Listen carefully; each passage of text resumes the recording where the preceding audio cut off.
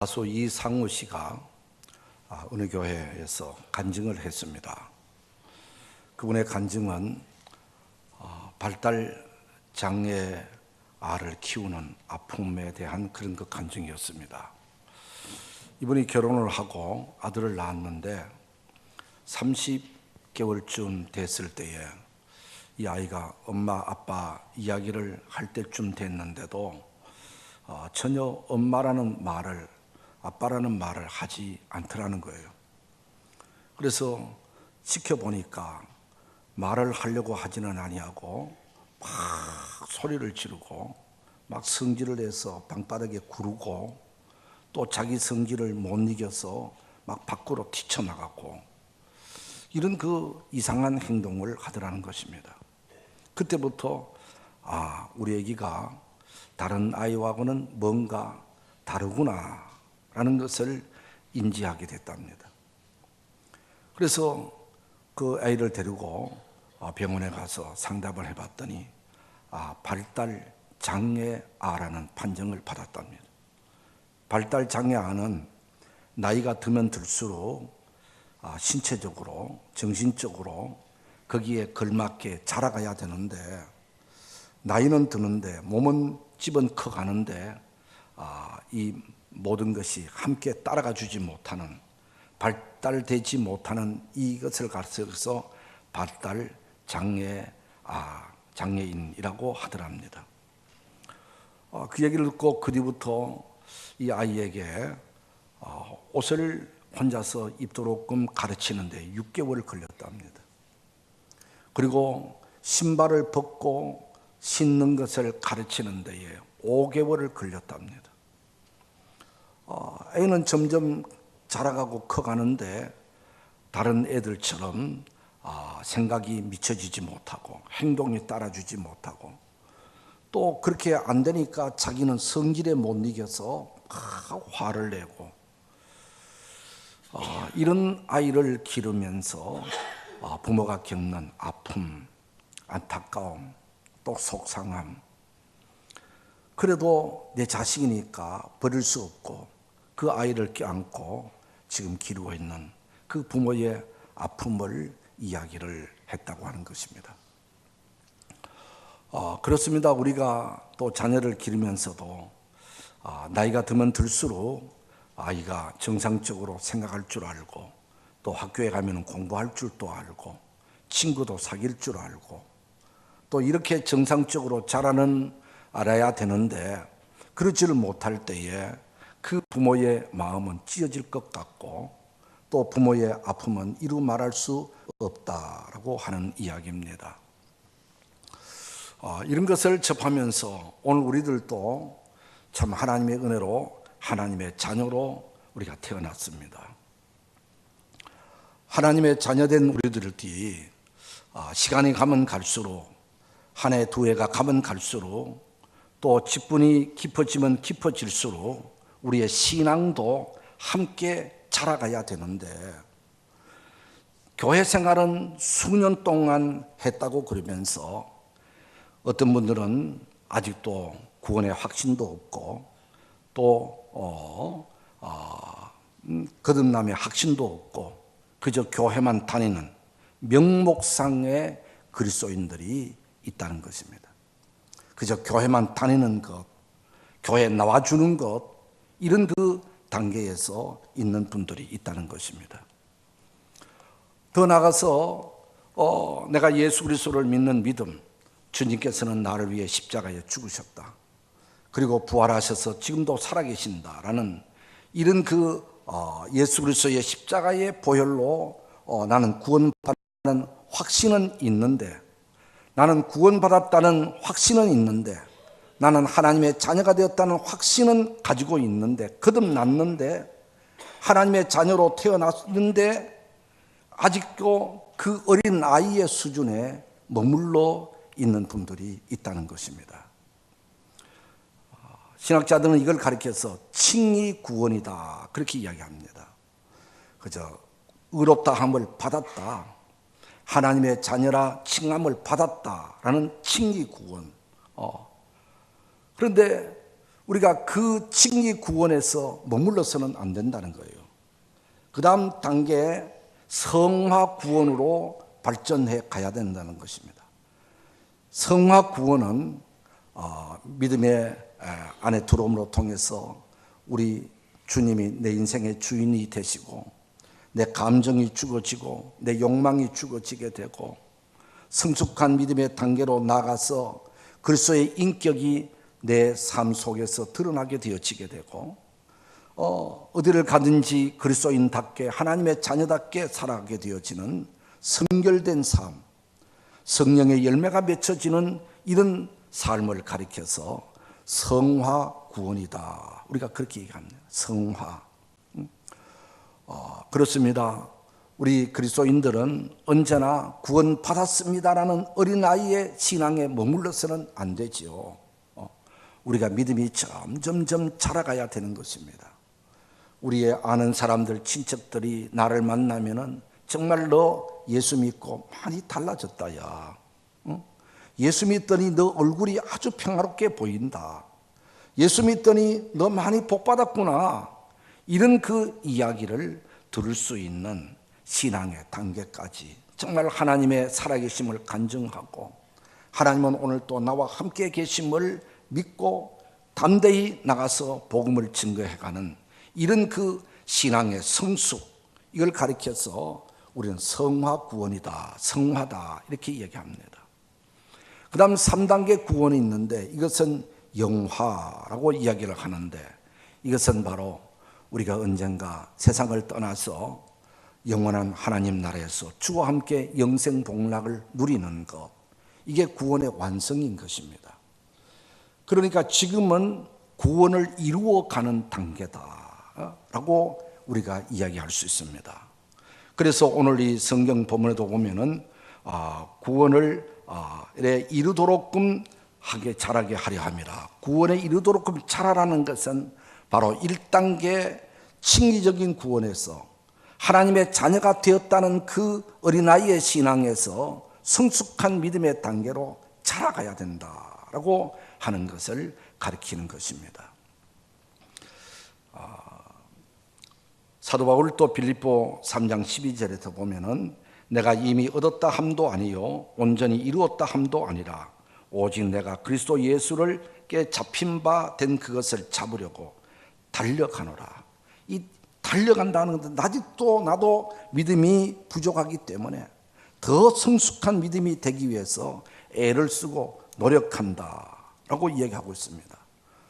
사실 믿음의 거장 사도 바울 같은 분이 뭐 더 믿음이 커가야 될 것이 뭐가 있겠는가라고 생각되지만은 그러나 본인은 아직도 나는 부족한 믿음이기 때문에 더 성숙한 믿음으로 하나님 보시기에 합당한 믿음으로 나도 아직도 자라가야 되는, 애를 써야 되는 부분들이 많다라고 이야기를 한다면은 오늘 우리 모든 그리스도인들, 뭐 저를 비롯해서 우리 모든 그리스도인들은 언제나 믿음의 성장을 위해서, 성숙한 믿음을 갖기 위해서 애를 쓰고 노력함이 날마다 있어야 된다라고 하는 것이지요.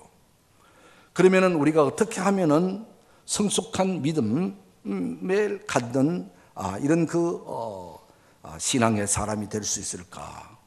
여러 가지 측면으로 우리가 이야기할 수 있겠지만은 오늘 본문을 중심해서 우리가 살펴본다면은 1절 보니까 모든 악독과 모든 기만과 외식과 시기와 모든 비방하는 말을 버리고 1단계는 버려야 된다.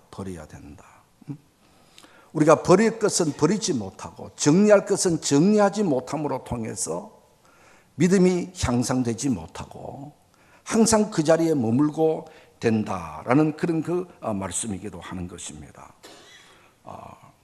에베소 4장 22절을 보니까 너희는 유혹의 욕심을 따라 썩어져가는 구습을 쫓는 옛사람을 벗어버리고 오직 심령으로 새롭게 되어 하나님을 따라 의와 진리와 거룩함으로 지으심을 받은 새 사람을 입으라. 구습을 쫓는 옛사람을 벗어버리라. 예수 그리스도를 믿기 전에 가졌던 습관들, 또 하나님의 자녀가 되기 전에 가졌던 못된 심성들, 우리의 삶의 어떤 나를 죄악으로 끌고 가는 믿음을 자라가지 못하는 그 얽매이는 여러 욕망들, 그것들을 우리가 좀 정리해야 되지 않겠는가? 그것을 정리하지 못함으로 언제나 어린아이와 같은 믿음, 초보적인 믿음에서 머무르고 있지 않는가 하는 이런 이야기입니다. 저희들이 어릴 때에 야구공 그 놀이기구가 있었습니다. 그 야구공 놀이기구는 야구 방망이가 있고, 그리고는 야구공에 끈이 맺혀졌어요. 끈을 매놓고 거기다가 이렇게 또 공을 얹어 놓는 것이 있어서, 그리고서는 끈을 발에 밟고 공을 얹어 놓고 힘껏 야구 방망이로 그 공을 대치면은 공이 저 멀리 갔다가 끈이 있으니까 또 쫓아오는 거예요. 갔다가 돌아오는 거예요. 그러면 또 오면 또 놓고서는 또 치면 또 공이 또 쫓아오고. 지금 생각해 보니까 그 공을 좀 멀리 보내려면은 공의 끈이 풀어져야, 공의 끈이 없어야 그 공이 마음껏 날아가지 않겠어요. 공의 끈이 달려 있으니까 갔다가도 돌아오고. 오늘 우리의 믿음 생활에도 이런 구습, 옛생활, 옛사람, 버려야 할 것들을 버리지 못하고 그게 매여 있어서 우리가 신앙생활을 좀 열심히 하는 것 같은데 돌아서고 보니까 또 초보적인 그 자리에서 머물러 있고, 뭐 열심히 하는 것 같고 성경도 보고 열심히 하는 것 같은데 어느 때 돌아보니까 믿음이 자라지 않고 아직도 초보적인 그 자리에 머물러 있는 것은, 버릴 것은 버리지 못하고 정리할 것을 정리하지 못했기 때문이다라고 하는 것입니다. 우리가 버려야 하고 정리할 것들이 많지만은 오늘 본문에서 한 5가지를 이야기하고 있습니다. 그것은 모든 악독을 버리라라고 말하고 있습니다. 이게 악독이라는 것은 다른 성경 번역본에 보면은 너희 속에 있는 미운 마음을 버리라라고 번역이 된 곳도 있습니다. 미운 마음. 우리가 살아가다 보면은 미워하는 사람이 생길 수 있습니다. 나를 비방하고 욕하는 사람 있을 수 있습니다. 순간적으로는 밉지만은, 그러나 그 미운 마음을 가슴에 품고 살지 말라는 거예요. 분을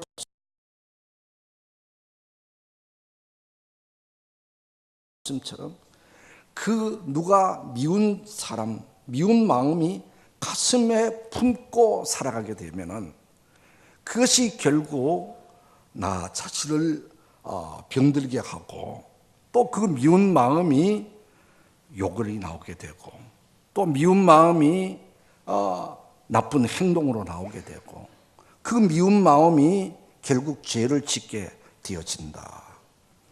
어쩌면 그 미운 마음이 죄의 뿌리고 근성이기도 한 것입니다.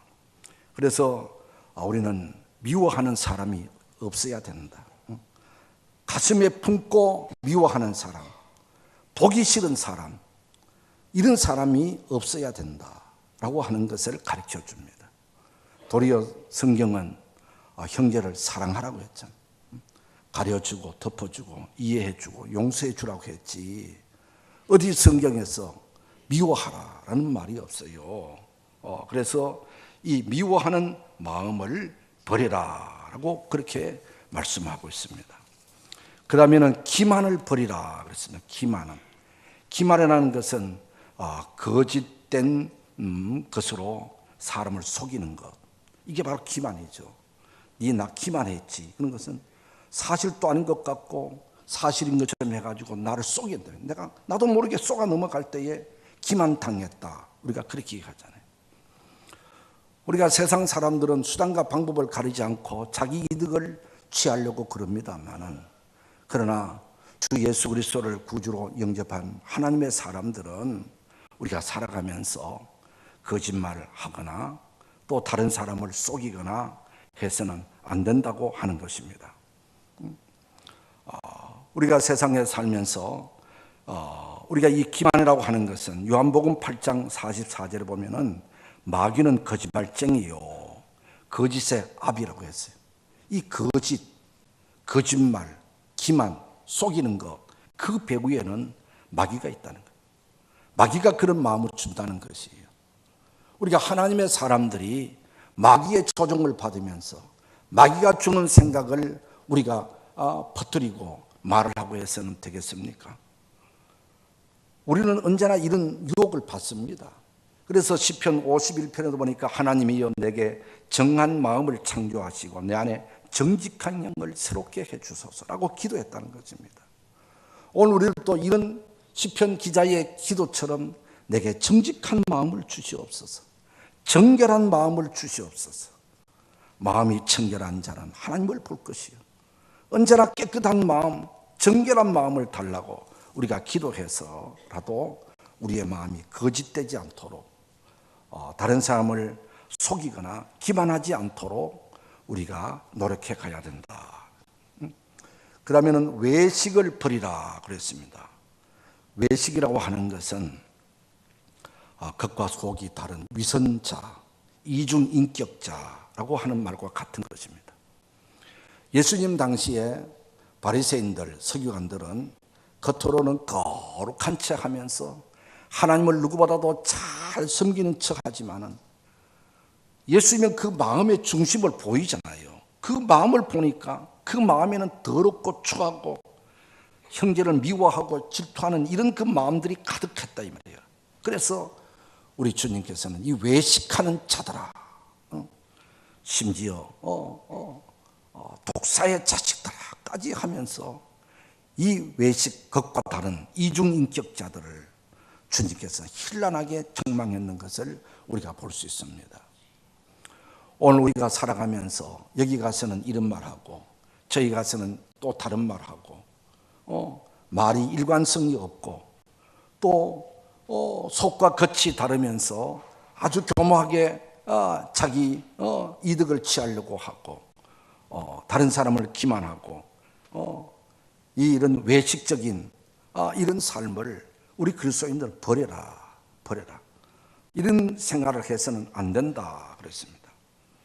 또 보면은 시기를 버리고 그래서 시기라는 것은 다른 사람이 나보다도 잘 되고 나보다 더 인정받고 실력이 좋고 하는 것마다 잘 이렇게 또 모든 사람에게 존중이 받고 그러면은 지가 내보다 나은 게 뭐가 있는데 하면서 공연히 그 사람을 싫어하고 그 사람을 질투하고 이런 것이 시기라고 하는 것이죠. 오늘 우리는 정말 주님이 우리 마음속에 계신다면은 바른 하나님의 백성이고 자녀가 됐다면은 잘하는 사람을 보고 박수를 쳐줄 줄 알고 칭찬해 줄 줄 알고 인정해 주고 높여 주고 이것이 바로 그리스도인들이 가져야 할 마음의 태도가 아니겠습니까? 그런데 그리스도인이라고 하면서 성도라고 하면서 세상 사람들처럼 똑같이 잘 되는 것을 못 봐주고 앞서가는 것을 못 봐주고 외국인들이 우리 한국 사람을 빗대어서 그렇게 했답니다. 우리 한국 사람은 서로 두 나무가 있는데 서로 나무 위에 올라가면은 자기보다가 더 높이 올라가면은 어떻든지 그 다리를 부여잡고 그 사람을 끄잡아 내리고 지가 올라간다 그래요. 오늘날 이 정치판에도 보면은 누가 좀 인기가 있으면은 그저 그 사람을 끄잡아 내리려고 그 사람을 욕하고 비방하고 어떻든지 공격하고 그 사람을 끌어내리고 자기가 올라가려는 이게 한국 사람들의 습성이라는 거예요. 외국 사람은 그렇지 않답니다. 누가 잘 올라가면은 자기는 옆에 있는 다른 나무요 더 높이 올라가서 내가 이겼네 하는 거예요. 끄잡아 내리는 것이 아니라 그 사람보다도 더 높이 올라간다는 것입니다. 오늘 우리 그리스도인들은 이런 그 마음을 가져야 될 것입니다. 우리가 잘하는 사람은 잘하는 대로 인정해 주고 나는 더 열심히 하면 되지. 나는 더 더 우리가 노력해 가지고라도 그 사람보다도 더 잘하려고 애를 쓰는 것이야 우리가 어떻게 했습니까? 그래서 그런 말이 있습니다. 선의의 경쟁은 하지만은 시기는 하지 말라는 거예요. 선의적인 경쟁은 열심히 해야죠. 그러나 남을 끄잡아 내리고 남을 못 살게 하고 남을 죽이고 그 자리에 올라가서는 안 된다.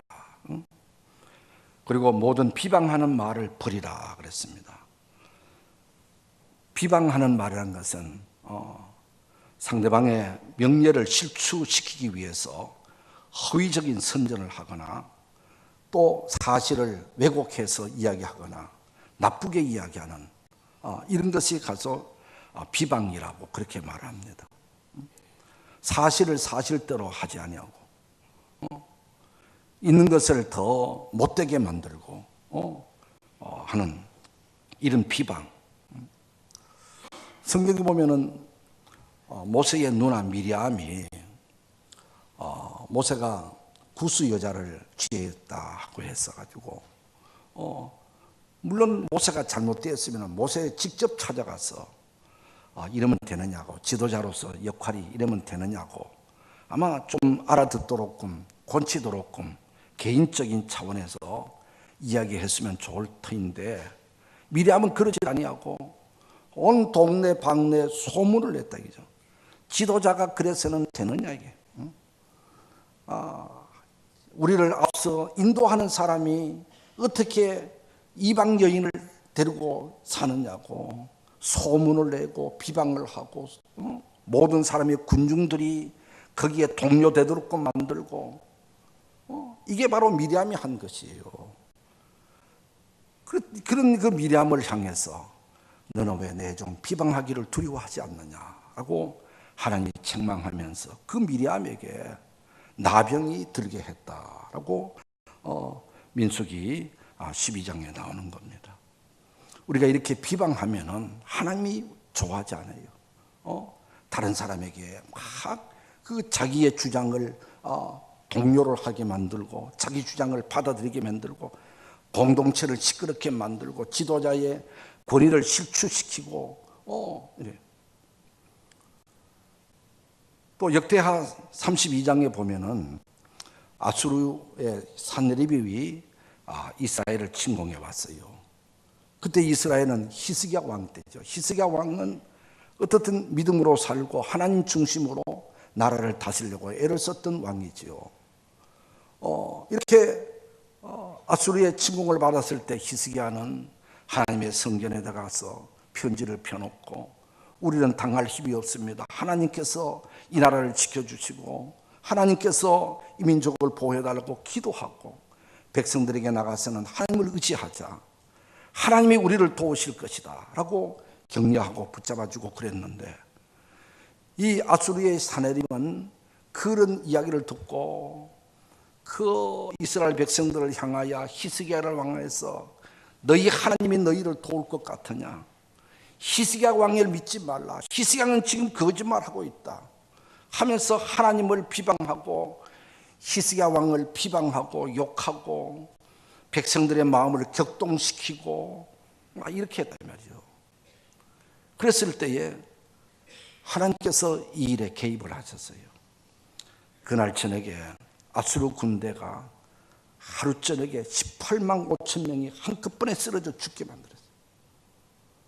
그러니까 주력 부대가 쓰러지고 없어지니까 이 산헤립 왕은 어쩔 수 없이 참 부끄러운 모습으로 본국으로 돌아가는 거예요. 본국으로 돌아가서 얼마 있지 않아서 부하들에게 살해를 당해 죽게 되는 이런 일들이 역대기하에 나옵니다. 여기도 보면은 하나님을 비방하고 주의 종을 비방하고 신앙인을 비방하고 믿음으로 살려고 하는 사람을 비방하고 이게 하나님께서 심판하신다 말이에요. 참 이 비방이라는 것은 이만큼 두렵고 무서운 것이다라는 것을 우리가 기억해야 됩니다. 이런 여러 가지 것들을 다 좀 버려라, 내려놔라. 그거 마음에 품고 살아서는 안 된다 이 말이잖아요. 우리 그리스도인들이 하나님 보시기에 합당한 생각을 갖고 살아야지. 하나님 보시기에 합당한 말을 하면서 살아야지. 하나님의 백성답지 않는 말을 하게 되고 생각을 품게 되고, 그러니까 너희들의 믿음이 자라지 않지 않느냐. 믿음이 자라야 하나님께서 은혜도 주시고 복을 주시고 삶이 달라질 것인데, 이 베드로는 안타까운 마음으로 이 모든 것을 버리고 구원에 이르도록 성화의 구원에까지 이르게 되라라고 그렇게 말씀을 하고 있습니다. 그리고서는 2절에 가서는 버리기만 해서는 되겠느냐.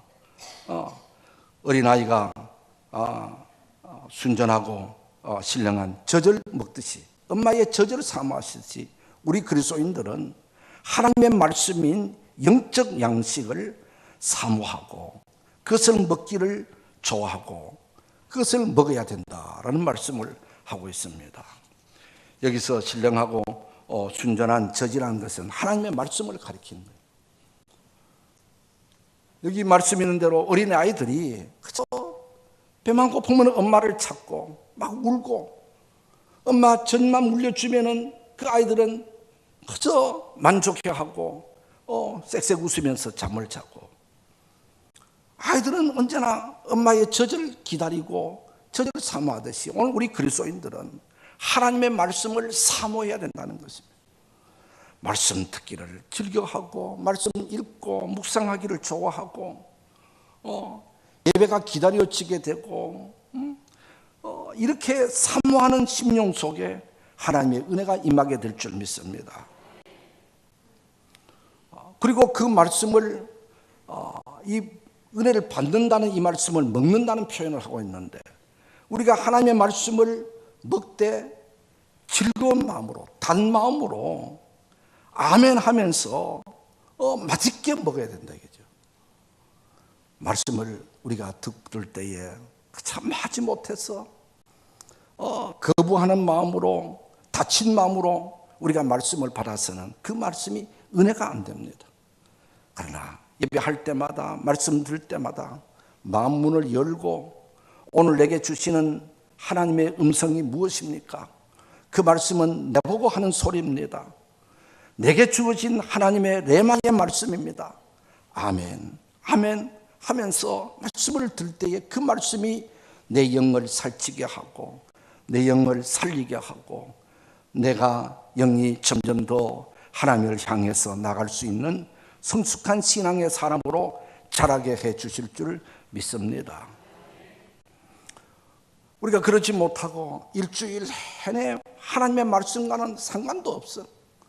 말씀을 듣는 시간도 없고 묵상하는 시간도 없고 읽지도 못하고 있다가 주일 되면은 그저 성경책 갖고 교회 나와서 겨우 한 번 말씀 듣고 예배하고, 그러면 영양실조가 안 걸리겠어요? 그 말씀이 내 영을 자라게 하겠어요? 우리가 할 수 있는 대로 매일매일 말씀을 읽고 듣고 묵상하고 우리가 그렇게 가야 돼요.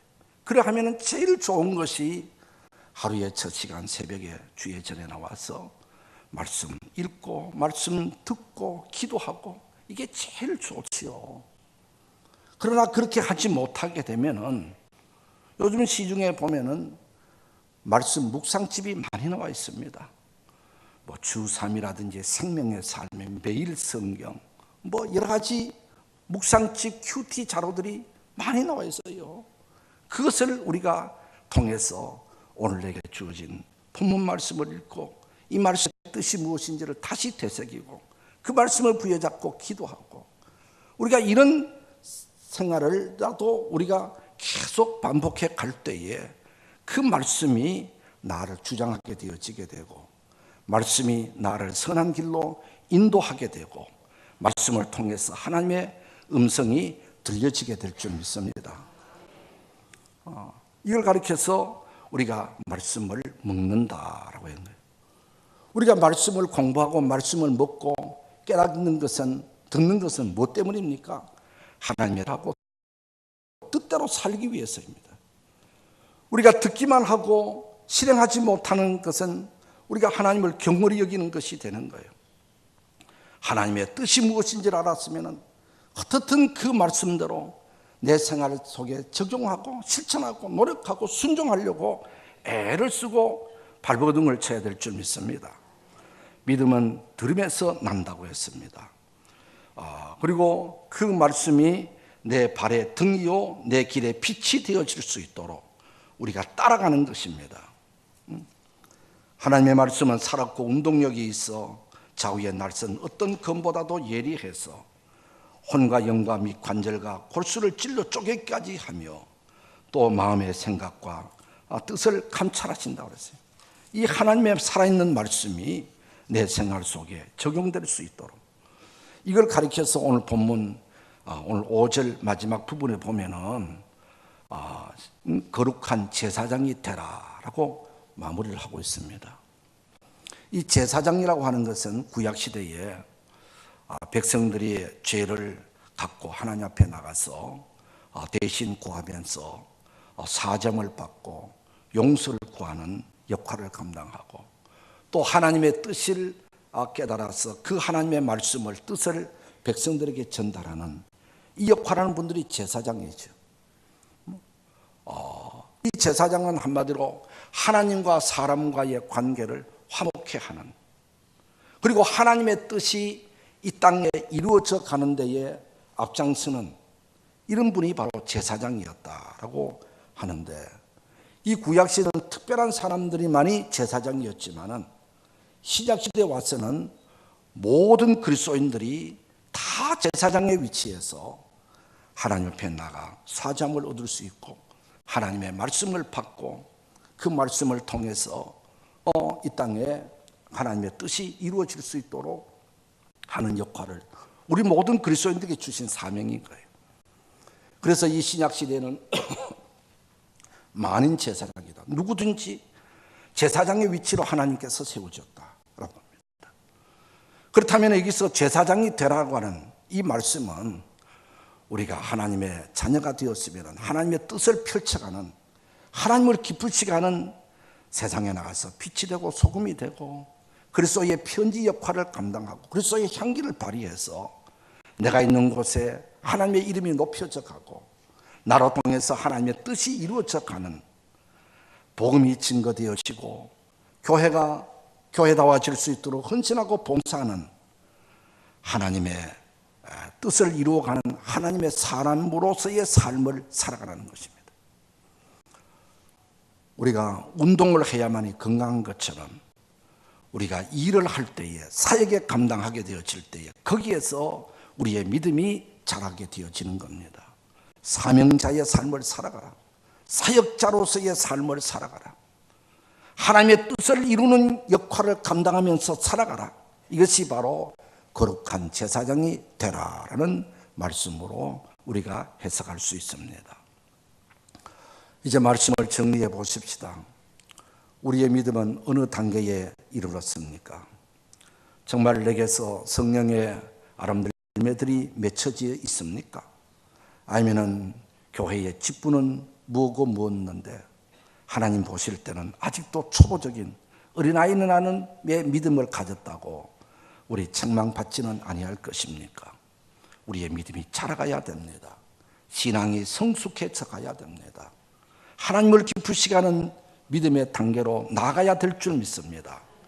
그러기 위해서는 아직도 정리하지 못한 것들이 있습니까?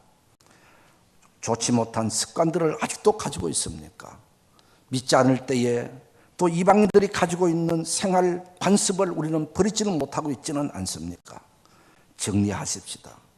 그리고 끊으십시다. 버릴 것은 버리십시다.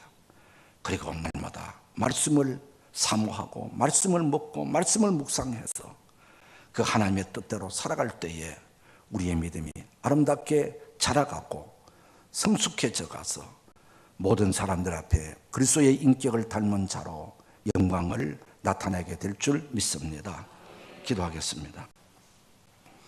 하나님, 저희들을 만인 가운데서 택하여 하나님의 자녀 삼아 주셨는데 우리 자신을 돌아보면 너무나도 믿음이 자라지 못한 어린아이의 신앙 그대로 가지고 있는 것 같습니다. 주여, 내가 아직도 정리할 것이 무엇입니까? 버려야 할 것이 무엇입니까? 끊어야 할 것이 무엇인지 우리 모든 각자에게 깨닫게 해 주시고 과감하게 그리스도인답게 나갈 수 있도록 우리 믿음의 생활에 방해되는 것들을 깨끗이 정리해 갈 수 있는 일이 되게 해 주옵소서. 언제나 말씀을 사모하고 말씀 안에 살기를 즐거워하고 말씀이 나를 이끌어 갈 수 있는 말씀 충만 주시옵시고 주신 사명 잘 감당해서 이 땅에 하나님의 나라가 이루어 갈 수 있는 역할을 감당하는 저희들이 되게 해 주옵소서. 예수 그리스도의 이름으로 기도드리옵나이다.